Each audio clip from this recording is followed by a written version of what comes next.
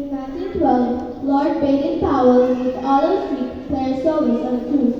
Olive and Baden-Powell not only shared the same birthdays, but in the end of the cruise, they were secretly engaged, although born 30